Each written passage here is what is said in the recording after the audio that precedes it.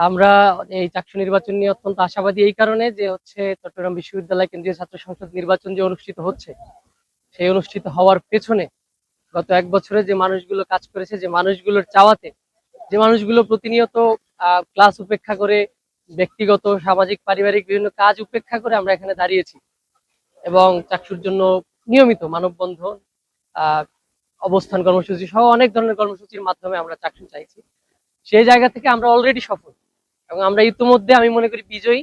যেদিন চাকসু নির্বাচনের তফসিল ঘোষণা হয়েছে আমাদের বিজয় মূলত সেদিন হয়ে গেছে। আসলে আমাদের যে চাওয়া আমরা সেটা পেয়ে গেছি।